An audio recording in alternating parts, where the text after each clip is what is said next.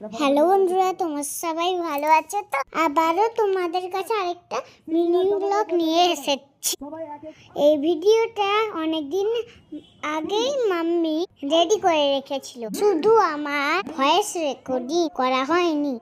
আমি একটু দুষ্টুমি করেই করতে চাইছিলাম না।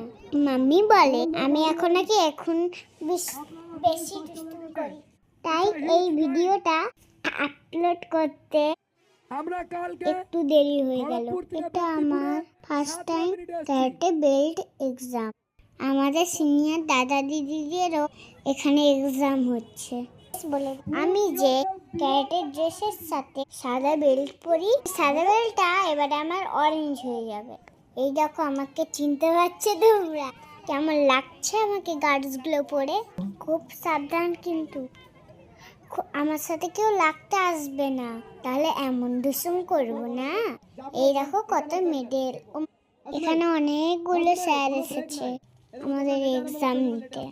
ওই দেখো, আমাদের সিনিয়র দাদাদের এক্সাম চলছে। সিনিয়র দাদাদের খুব পরিশ্রম করতে হয়, তবে ওই দাদারা দিদিরাও আছে, ওদের সবার এবার ব্ল্যাক বেল্ট হবে। তোমরা ফ্রেন্ডরা কেউ কি ক্যারাটে জানো বা শিখছো? তাহলে আমাকে কমেন্টে জানিও।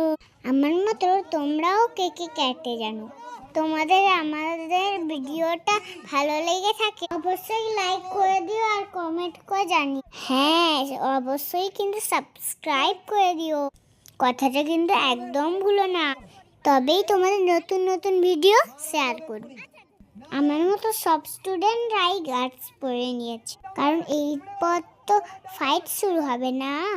দেখতে পাচ্ছ বন্ধুরা, সিনিয়র দাদাদের কত কঠিন পরিশ্রম করতে হচ্ছে।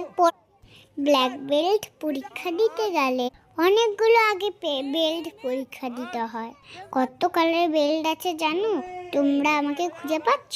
ওই দেখো, আমি আমার ফ্রেন্ডের সঙ্গে ফাইট করছি। এক্সাম শেষের পর আমি মেডেল নিতে চলে গেলাম। স্যার ম্যাডাম আমাকে অরেঞ্জ মেডেল আর একটা কাগজ আমাকে হাতে দিল। আমি তো খুব খুশি। আমি তো সবার থেকে ছোট ছিলাম, তাই জন্য আমাকে সবাই ভালো বলছিল। আমি ছুটে মায়ের কাছে চলে গেলাম, আমি তো কিউট। তাই আমাদের দাদা দিদিরা আমাকে কোলে বসিয়ে গল্প করছে। আমরা ফ্রেন্ডরা সবাই একটু ফটো তুলে নিলাম। এবারে আমাদেরকে স্যার সব শেষে বিরিয়ানি দিল। আমরা যে যার বাড়ি চলে গেলাম। এখনকার মতো বাই বন্ধুরা, দেখা।